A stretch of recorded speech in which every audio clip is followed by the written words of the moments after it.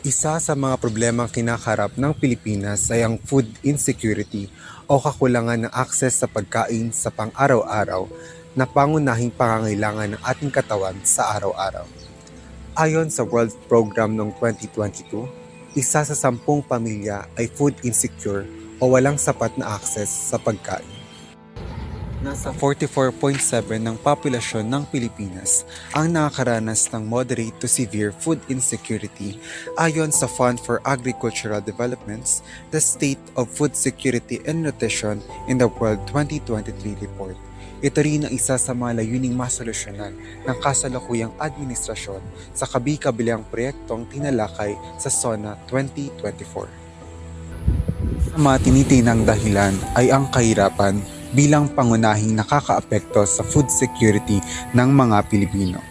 Ngunit para sa mga kababayan nating pagsasaka at pagtatanim ang pangunahing pinagkakakitaan, problema rin ang peste at kalamidad na sumisira sa kanilang mga pananim, gaya na lamang ni Tatay Romeo. Ilang taon na po kayo to? 25. 75? Gaano katagal na po kayo na Tagal na. Tagal na po. Mga simula bata pa po kayo. Ha? Simula bata pa po kayo nagbubuklam. Ano po yung karaniwang tinatanim niyo dito, Tay? Ito. Kamuti. Baki. Dami mga tanim mo. Spinach. Sibuyas. Nagkatanim po kayo ng palay, Tay? Dati daw. Tanim mo ito para dati. Dati po. O dati. Pero damuhan ba ito daw dati do? Damuhan daw. Po? Damo. Damo. Pero may palay daw ito dati. May palay to dati. Oo. Maano na din po. Oo. Kailan po anihan yan? Yun. Kailan niyo po maaani yan? Pwede na. Pwede na. Kung na, lagi nag-harvest na daw. Lagi po kayo nag-harvest. Lagi na nag-harvest. Kapag po naka-harvest kayo, saan niyo po binabagsak ko usually po? Ang daming kuha dito doon. Punta lang dito. Bumupunta po dito? Oo, puntahan mo. Daming umiri dito. Mga ganun tayo, pwede po ba malaman kung magkano po yung mga kinikita niyo? Nang, Mga kinikita niyo po kapag may bumibili oo, yun? minsan kita may mga 400. 400 po. Kada araw po yun. Ayun. 200. Oh. Hindi magsama doon. Kasi yung pag mabili lang, kunti lang, 100 o gano'n. Wala po kayong presyo dito, Tay? May presyo doon. May presyo din. Paano yun ang presyo? Yung tali-tali ba yung tali-tali? Opo. 10 yung tali. 10 isang tali. Yan. Tapos pagka binili nila to isang bagsakan po O or isang buo, may 400. may 400. Oo. Arawan po ba yun, Tay? Or kada anyo po? Hindi. Kada anyo. Pag mga ganun, Tay, ano yung mga problema minsan na kinakaharap niya dito kapag lalo na sa pananim?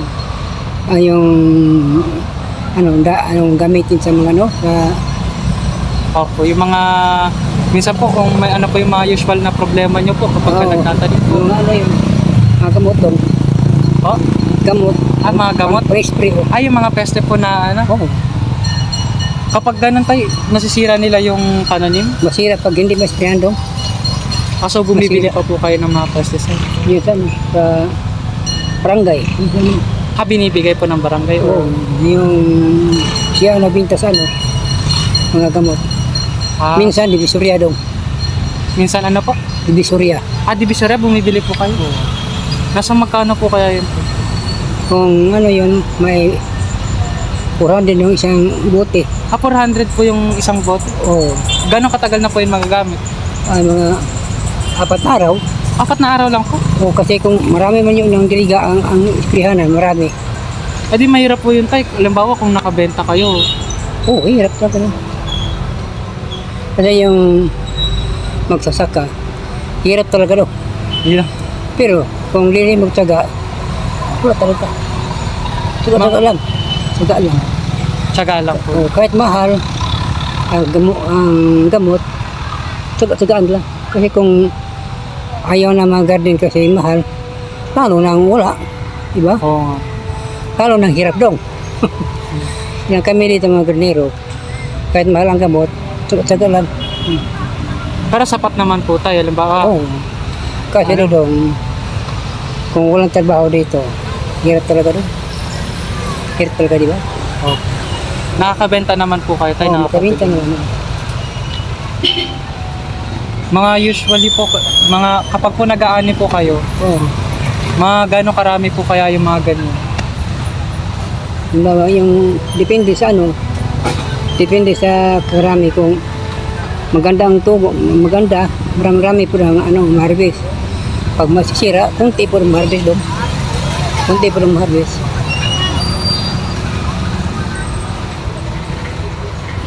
Ano po kaya tayo, kapag halimbawa bumagyo, nasira yung panin, Oh, sira doon, wala talaga. masisira. Paano po ginagawa nyo doon po? Wala. Wala pa, hinayaan nyo na lang po yung... Pag bagyo, wala tayong magawa. Sira talaga. Adi wala po kayo may ibenta po nun. Wala. Adi magtatanim po kayo ulit. Tanim mo ulit.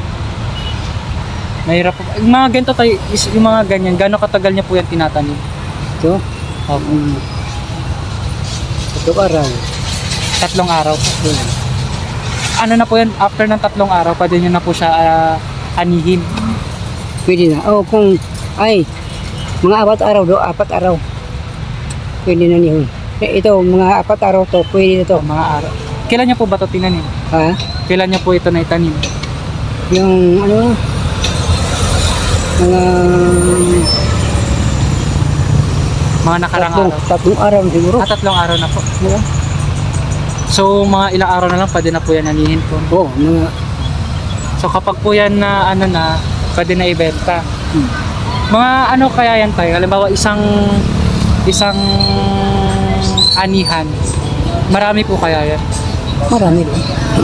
Marami. Tapos hindi pag ganyan po, hindi po ano no. Hindi po kumbaga ang bentahan niyo po medyo malaki-laki na din po. Oo. Kapag yun lang talaga na tayo kapag bumagyo, Pag magiging, sira po talaga. wala talaga doon. Bumabaha po ba dito? Wala makuha ng pagbagyo kasi sira yung mga ano gulaw. Sira po. Pag ganun po tayo, halimbawa yung kinikita niyo tayo, nakakabili naman po kayo ng sapat po na pagkain. Oo, makabili naman. Kung mahal ang gulay, parang masaya Kung mahal. Mahal po yung gulay po. No? O pag mura daw, ganun pa rin, masaya pa rin kasi hindi naman natin ano kasi Yung kitaan niyo po ba dito, halimbawa tayo isang ganito tayo? Mga ilang araw po kaya kayo nakakabili ng pagkain? Mga pang ilang araw po kaya? mga 3 araw. Mga pang 3 araw po. And usually, yung mga binibilan niyo po, nakakailang kilong bigas po kayo. Oo. Sabihin ng bigas. Tapos tanim po ulit. Tanim ulit. Pagka-harvest. Oo. Ganyan talaga daw ang gawa sa lupa. Pag harvest, tanim naman. Walang tigil. Simula na naman po ulit ng ano. Oo. Nagdidilig pa po kayo dito tayo. Ha? Nagdidilig pa po kayo. Oo, magigililig pa. Ayun po yung gamit niyo na tubig. Oo, yan o. Hindi po ba yung nauubusan na tubig? Mabos nung kung di lagyan kasi yung, di ba yung mga usok, Nilalagyan niyo pa po. lagyan. Yung tubo po na kanina sa daan. Oo. Pag di lagyan doon, mabusal ka.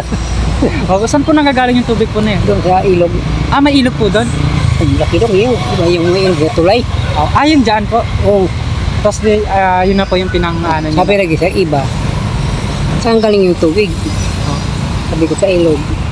Sa madumi yun. Sabi ko, ang gulay sa Manila, walang malinis, di ba dong? Opo. Walang malinis. Pandilig naman po. Oo. Kasi pagluto natin, Malinis na. galing sa apoy. Patay yung mga insekto. Matay. So ayun po usually po no yung mga yung mga karaniwan po yung mga peste po. Oo, magkapist niya. Tapos po yung mga bagyo. Oo. Sabi ko, Tapos ano pa yun tayo? sabi ko sa kanya, sabi ko sa mamili sa gulay namin, sa amin yung ngayon, yung tindahan sa amin yun. Sabi ko, kayo, kung hindi mo bili, di kayo pupili, di mo kayo pili ng akin. Hindi ko magpili sa inyo kung ayaw mo bumili. Sabi Oo ko, nga naman. oo. Kung bumili, maganda. Kung hindi, di kita pilitin. Sabi ko gano'n. Sa kuya, galing sa ilog yung galing sa ilog. Sabi ko, ang gulay sa Maynila walang malinis. Di ba daw? Opo, tama po. Walang malinis yun. Yung mga Australiano doon, kinikilaw nila. Kinikila po. Oh, sabi sa akin, kuya, ano yung kuya, ito ma-spray, gula. Kasi kung totoo ba yun, kung totoo yun, kaya ako di ko ma-spray. So maganda yun, kasi kung ma-sprayan daw, baka sira yun. Yun yung mga ginagamitan na po ng mga pesticide yung mga Sabi ko, wala tong spray. Boss, wala. Yes, okay. Paano yan tayo? Saan kayo nakakakuha ng mga pananim, ng mga boto po, pang tanim? Bili dong, Binibili din po. binibili yun. Nasa magkano po kaya? Depende sa ano, pang 1.8 dong, ang mabayad mo mga 200. 200 po. Oh, Ilang piraso pong ano yun? Dami do. Madami na po. Oh, mga bilog-bilog siya, di ba yung mga buto, maliit, parang, Opo. kita mo sa tabako. Opo. O, ganyan kalaki. Yung mga binibili niyo po ng mga boto po, isang ganito na po yun, no? Kaya na po. Oo, Pasulat na din tayo, no? 1.8 dong, dami na dong. Madami na mga 1.8, galing dito hanggang doon. Ano na, puno na sa gulay. Pagkatanim na lahat, sabi mo. Dami na dong, di na kayo mabuhos dong, galing dito hanggang doon. Di na mabuhos, kasi dami yun. Madami na. Dami. Agad dun po ba to? Oo. Pag ganyan tayo, sa tingin niyo naman po ba yung halimbawa yung kinikita niyo po dito sapat naman po sa mga pagkain? Oo, sapat yun. Sapat naman. Nutritious naman po kaya yung mga pagkain. Sapat yun. Ayun lang po tayo sa ngayon. Yung mga tanong po. Oo, walang problema yun dong. Thank you po. Tay Ramiho po. Sa kabilang dako naman ay ang taniman nila Kuya Sammy. Nagdidilig at nag-harvest ng kanilang pananim si Kuya Sammy ng aming maabutan. Pwede po malaman po yung pangalan po. Sammy. Sammy po. Ilang taon na po kayo kaya Sammy po? Dito? Opo. 5 years? 5 years na po.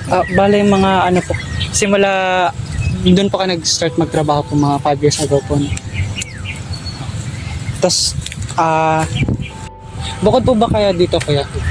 May iba pa po kayong na trabaho po?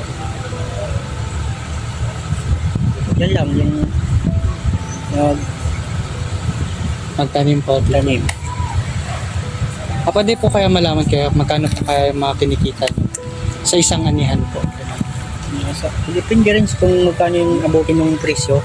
Magkano din po? Mga magkano po kaya yung mga magkano niya siya binibenta? Minsan maabot ng 50. 50 po isang ano. Sa isang anihan po kaya mga magkano po kaya kinikita niya po? Minsan mga 60. 60 po. Sa bale ano po yan? Araw-araw po ba? Araw-araw po kayo. Hindi naman araw-araw mga parang depende rin sa buwan. Depende po sa Oo, buwan. tsaka depende sa presyo ng gulay. Tumataas po kaya yung presyo ng gulay kada Oo naman, ngayon nga nasa 300 ang isang kilo ng kinsya. nasa Depende 300. ngayon sa buwan, sa pagtaas ng gulay. Kaya malaki-laki yung income namin pag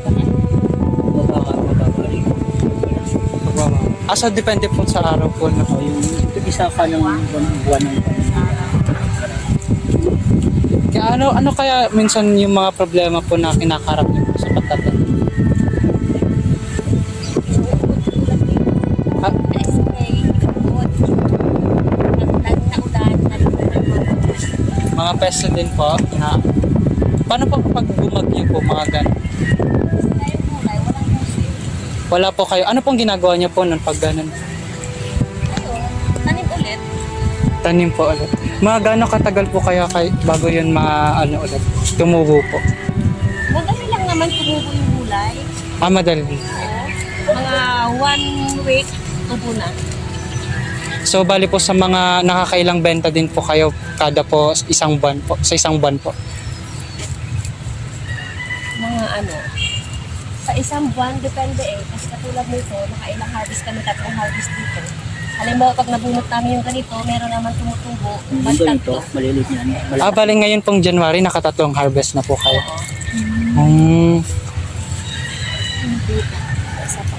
Sa ano naman po, sa kitaan niyo naman po. Sapat po ba yun sa pamilya niyo po? Ganun po. Kung halimbawa po sa isang anihan po, ganun, mga ilang araw niyo po kayo nabibili yung mga pagkain. Ganun. Ano?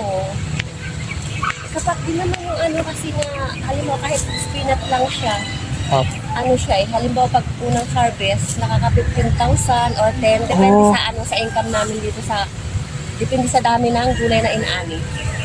Mga usually po, ano po yung mga nabibili niyo po na pagkain po pagka na kumikita na po kayo sa pag-harvest? Ano, bigas, kumpleto din naman. Kompleto po. Kumakain din naman sa, ano, abat na din sa Paano po kaya usually kapag katulad po ng mga season po na palagi pong bumabagyo? Nasa magkano po kaya yung, pwede po malaman po kung nasa magkano po yung, o kung ilan po yung na-harvest niyo po. Konti lang na-harvest minsan, 10,000 lang or depende sa dami ng gulay na nakaka-harvest namin. Konti lang talaga yung ano, pag ano, Konti lang. oo, na-harvest namin pag Magkano po yung mga nagagastos niyo halimbawa po sa yung sa pesticide po, yung ganun. malaki din kasi halos ano eh, Malawak din po yung taniman. malaki yung nagagastos dito. Isang namin, Di mahigit. Mga nasa 5,000 din po. Gamot, tapos abuto, pesticide, Pati po yung lupa po na binabayaran niyo po yung tax po. dito kaya rin sa akin. hindi naman. Hindi naman. Upa lang to. Lupa. Nag-upa lang to. Alam natin. Upa lang. Di ba, nabanggit niyo po kanina yung kinikita niyo. Sa pamilya niyo po. Ilan po kayo naghahati-hati po doon? Ano yun? Halimbawa, pag isang pamilya lang kami, tsaka sa bossing, isa lang. Isa lang po.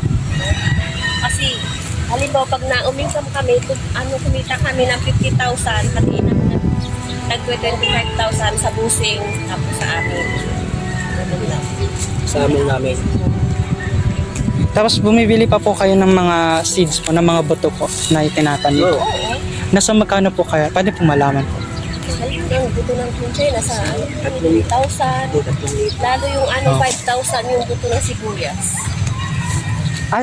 O ganyan. Yung mga ganyan, mahal yan, 4,000 or ano lang, 5,000. Mahal yung ganyan kasi isang 1.5 lang yun, mahal talaga siya ang buto niya. Sa mga ganyan po, yung kita nyo pa po na 15,000, nagkakasya pa naman po yun sa isang buwan po. Oo naman. Paano? Kasi sunod-sunod naman siya pag ano. Kasi may mga dahon-dahon na katulad nito. Bakit sa buwan na gano'n na kenchay. Isa si Tatay Rumiho at Kuya Sammy ang nakakaranas ng mga pangunahing problema sa pagtatanim, katulad ng kalamidad at mga peste na siyang sumisira ng mga pananim. Dahilan para maapektuhan ang kanilang kinikita at ang supply ng mga ito. Ngunit para kina Tatay Rumiho at Kuya Sammy, sapat naman ang kanilang kinikita para suportahan ang kanilang pangangailangan sa pagkain.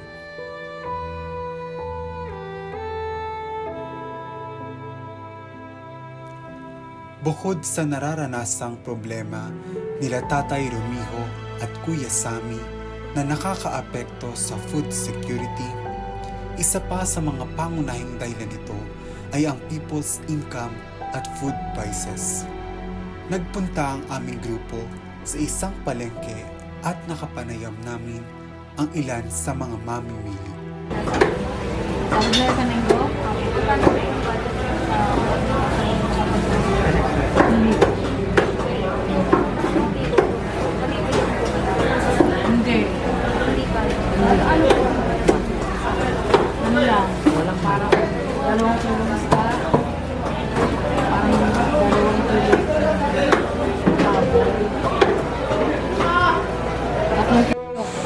Ayun lang po yung nabibili niya sa magkano po? 3K po. 3 kilo. Tapos mga kasama na yung mga gulay, mantika, sibuyas, bawang. Pang isang linggo niyo po yun na, pang isang linggo na po. Ilan po ba kayo sa pag? Ayun lang naman po. Thank you po. Ang ilan naman sa aming nakapanayam sa palengke ay hindi pumayag na maisama sa aming video. Kaya't sila'y aming tinanong na lang patungkol sa kanilang pinamimili. Ano po yung budget niyo sa pamimili kapag namimili kayo? Anong budget? Magkano ang budget? Opo. Sa per tao talaga, kay low, ano ka na, nasa 500 to 200. Yun lang. Sa pang isang linggo po ba Pag yun? isang linggo, sa arawan yun. Araw yun. Paano niyo po, ano po yung mga binibili niyo para po mapagkasya yung mga... Usually, bigas muna. Tapos pangalawa na yung ulam. Pangatlo na yung ano yung mabibili mo the rest. Tapos baon ng anak mo, doon mo na kukunin sa 500 na yun. Usually po ba yung mga nabibili niyo po is masusustansya naman po? Oh, may gulay yun. Nagugulay din. Oo. Ayun lang naman po. Thank you po. Paano po kayo namimili? Kung compromise po ba yung quality or hindi niyo na po tinitignan yung price po? Siyempre pati yung price, pati yung quality. Both po. Yes. Paano Kasi po namimili ako eh. So kapag kunwari po may mas mura po, as long as hindi siya maganda, hindi niyo po bibili. Kaya po both po sila na itlog. Tapos mas mura po yung isa, pero yung isa mas high quality siya. Doon ako sa ano. Mas high quality po. Ayun lang naman po. Thank you po. May ilan-ilan rin ang dumidiskarte sa pagtitipid. Ngayong tumataas ang bilihin, kanya-kanyang paraan at pagkokompromiso ng mga binibiling produkto ang mga mamimili. Kagaya na lamang ng ilan sa aming mga nakapanayam. Ako po si Grace, 33 years old, housewife po. Ang asawa ko po, ang trabaho niya ay production operator sa EPSA. So magkano naman po yung budget nyo kapag namimili po kayo? Namimili po ba kayo lingguhan o arawan po? Lingguhan po, ang budget ko po ay minsan 1K, minsan naman po ay 1.5. Ayun. Ano-ano po yung mga napapamili nyo sa ganong halaga? Isda, gulay, processed food, bigas, itlog. Ayan po yung mga pagkain na napapamili nyo. Maliban po sa pagkain, ano-ano pa yung napagkakasya nyo doon sa 1K o 1.5 na budget nyo? Sabon, shampoo, sabon panlaba, pulbos, mga gamit pang katawan, ganun. Ayan. Tingin nyo po ba, sapat po yung pagkain na nabibili nyo para punan yung pangangailangan nyo sa nutrition? Hindi. Hindi. Bakit po? Ano-ano po ba yun? Di ba nabanggit nyo po na may isda, gulay, ano-ano po ba dapat yung mga pagkain na nabibili nyo? Para masabi po natin na sapat po yung nutrition na nakukuha nyo. Kasi yung budget lang, pamprito-prito, katulad ng isda, pritong isda. Pag gulay naman, yung mumurahing gulay. Hindi naman tayo nakakabili ng mamahaling gulay, ganun, mumurahin. Ayan. So, marami po talagang times na tingin nyo nasasaalang-alang nyo yung kalidad ng produkto na binibili nyo dahil mahal nga po yung bilihin, di ba? Opo. Yung mga nasabi nyo po na processed food, ano-ano po yun? And mga magkano po nagre-range yung presyo niya? Sa hotdog, ano lang siya, 10 piso. Tosino, Ayan, magkano nagre-range po yung mga gano'n? sa hotdog naman 10 piso isa. Tosino, 50 pesos. Ayan po yung mga mura, no? Pero kailangan nating bilhin kasi ayun lang yung kasya sa budget natin. Kasya sa budget. And madalas po ba kayo magluto sa bahay o nabili po kayo ng lutong ulam? Madalas lutong ulam na lang kasi hindi ka na mapapagod, bibili ka na lang. Tingin nyo po mas nakakamura kayo sa ganon? Kapag ganon po, na nabili na lang kayo ng lutong ulam? Sa tingin ko, oo. Kasi, halimbawa, sa gulay, nakaluto na siya. Kakainin mo na lang, hindi ka na magluluto. Hindi nyo na kailangan bumili ng panggas, mantika, kasi luto na. And maliban po sa pagkain, ano po yung mga tingin nyo na pinagkakagastusan nyo dito sa bahay? Tubig, kuryente, internet, Ilan po ba kayo sa bahay? 4. 4. And gaano po kalaki yung binabayaran nyo? Tingin nyo po ba lagpas siya sa budget nyo o sakto lang naman? Sakto lang. Wala pong may mga sumusobra po ba? Minsan, pambili ng diaper. Minsan. And ano po, saan nyo po nilalagay yung pambili ng diaper? Aside po doon, wala na pong sumusobra? Or meron po ba kayong mga savings, ganyan, o pinag-iipunan? Meron naman, alkansya. Alkansya. Ayan. Kasya po ba o sapat yung sahod nyo para mapunan yung mga pangangailangan nyo sa pang-araw-araw? Sakto lang din. Sakto lang. And kung sakto lang, may mga sumusobra po, sabi nyo nga, diba? Saan nyo po madalas nilalaan? May savings po ba kayo o may mga pinag-iipunan po kayo? May pinag-iipunan. Ano po yun? Pwede po ba namin malaman? Halimbawa po sa sa kalusugan ng anak. Parang investment po since nag-aaral pa po ba yung anak nyo? Nag-aaral, isa. Tapos yung isa naman, pa lang, 2 years old. 2 years old. Para po sa future nila. Future nila. And meron po ba kayo mga bahay na pinaglalaanan, ganyan? Meron naman po. Iipon din po kayo para makabili ng bahay. Opo. Ayun lang naman po. Thank you po. Maraming Thank you. salamat. Opo.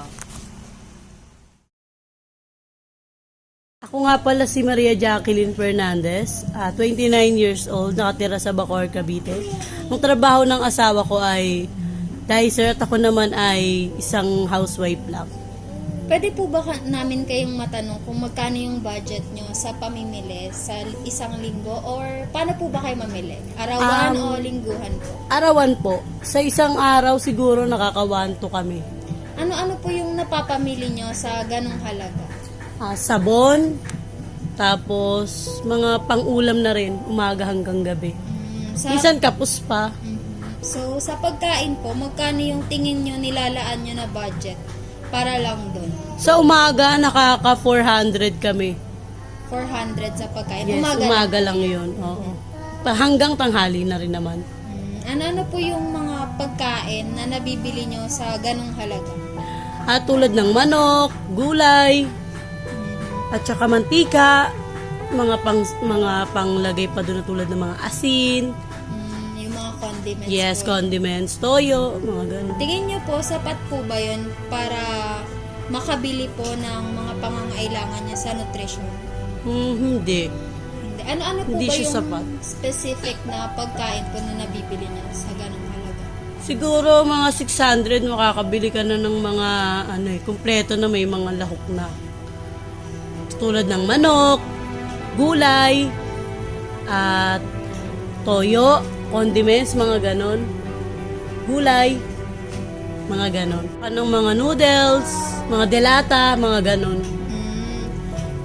And ano po, may mga times po ba na nasasaalang-alang yung kalidad ng produkto na binibili nyo dahil mahal nga po yung bilihin? Oo.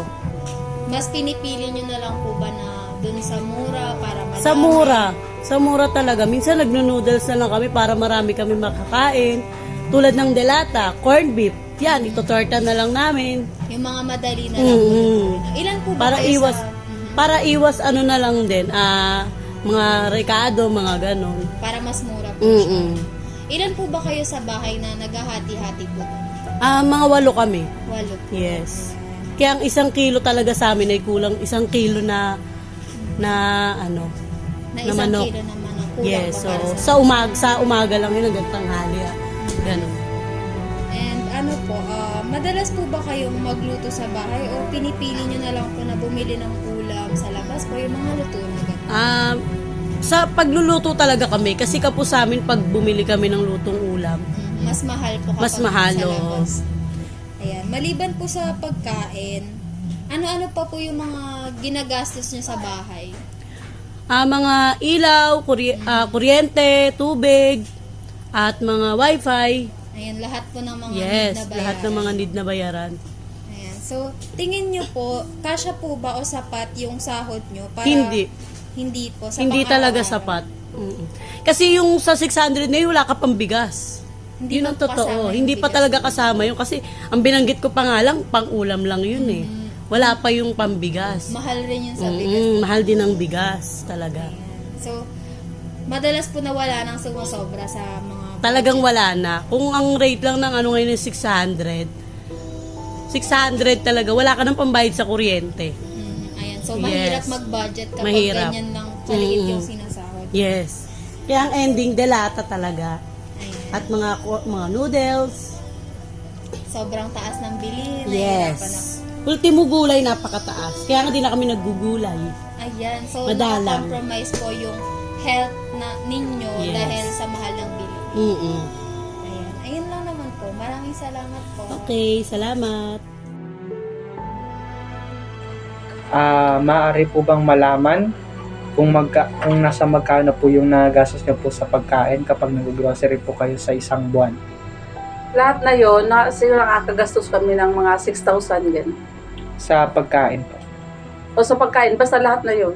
Kasya. Pagkasama ng bigas. Kasya naman po ba yun sa isang buwan? Kasya naman, pinagkakasya na lang din. Ano po yung mga binibili niyo po usually kapag po nag-grocery po kayo? Pagka nag-grocery ako, ang mga binibili ko, yung talagang pangangailangan sa kusina, yung mga kailangan sa loob ng bahay, yung mga talagang ginagamit na sa loob ng bahay. Sa pagkain po kaya? Sa pagkain, syempre, yung mga pangunahing pangangailangan din, ulam, tapos yung mga gamit sa kusina, gamit sa pagluto, ganun. Usually po kaya, sa tingin niyo naman po, nutritious naman po yung mga nabibili niyo pong pagkain. Oo. Kaya naman, sa tingin niyo po, kaya naman po suportahan ng mga nabibili niyo pong pagkain, yung sa pang-araw-araw niyo po na trabaho, sa araw-araw po ninyo na ginagawa. Oo, kaya naman.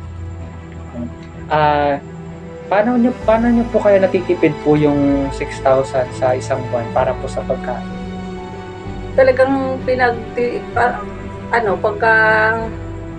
pagka halimbawa mga maligi, talagang iisipin mo na kung ano talaga yung mga bibilihin mo, kailangan yung mga pangunay na bibilihin mo, huwag bibili lang, hindi naman talaga kailangan sa loob ng bahay. Nagkokompromiso po ba kayo ng mga pagdating po sa pagkain, nagkokompromiso po ba kayo ng mga binibili? Halimbawa po, yung may mas mura po na gulay, doon po kayo o mas mahal, o yun doon po kayo sa mas mahal? Sa mas mura, pero okay yung gulay. Yun. So, parang mas mura po, pero maganda pa rin po Maganda yung quality. maganda yung gulay. Siyempre, pipili ka ng mas mura. Pwede niyo po ba kaming bigyan ng parang overview po kung ano po yung mga binibili niyo po usually kapag nag-grocery po kayo? Katulad ng mga gamit sa pagluto, mga gamit sa mga ginagamit sa pagpaligo, sa paglalaba. Yun talaga yung mga pangunahing kailangan, yung sa gamit sa pagluto, sa mga sa kusina talaga. Paano po ba kayo namimili? Kasi po halimbawa po, di ba po may iba't ibang presyo ng halimbawa po ng mantika. Paano nyo po yun pinipili, yung mga presyo po nila? Pagka sa mantika kasi, kung gusto mong makamura, pag may pera ka, ibibilihin mo na lang din yung 1 litro kasi mas nakakamura talaga yun doon kumpara doon sa pabote-bote. Madaling maubos, pero pagka yung litro, matagal maubos yun. Mas nakakamura po kayo pag ganun. Mas nakakamura pagka sa litro, napakalaki ang diferensya. Sa ulam po, ano po kaya yung usual nyo po na binibili? Dilata po ba o mga karne? Sa ulam naman, minsan lang naman bumili ng dilata, pero talaga, usually yung binibili, yung niluluto, kung isda, karne, gano'n. Mas nakakamura po ba kayo kapag ganun po?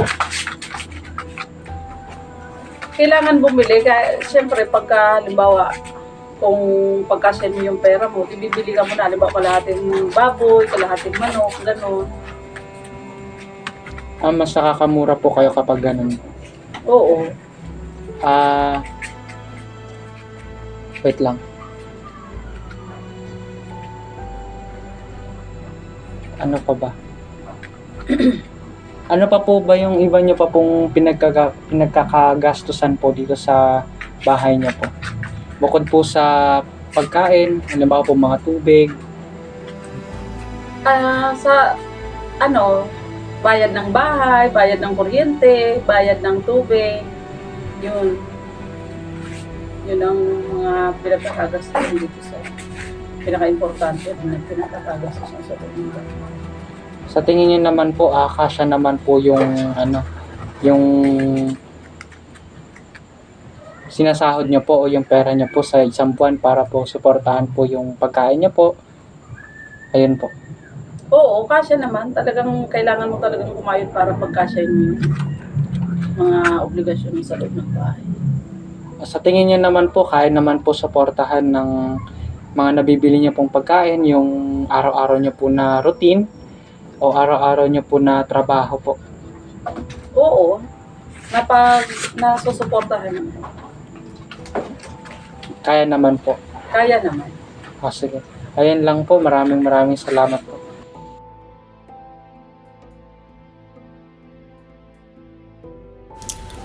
Karamihan ng aming na-interview ay nagsasabi na sila ay nakakabili at nakakakain ng sapat at masustansyang pagkain.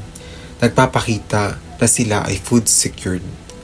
Ngunit kahit na ang mga na-interview namin ay may positibong pananaw sa food security, hindi natin maikakaila na marami pa rin ang kaso ng food insecurity sa ating bansa. Maraming pamilya sa mga probinsya at lungsod ang hindi nagkakaroon ng sapat at masustansyang pagkain dahil sa problemang tulad ng kahirapan, paglaki ng populasyon, natural na sakuna, at pagbabago ng klima.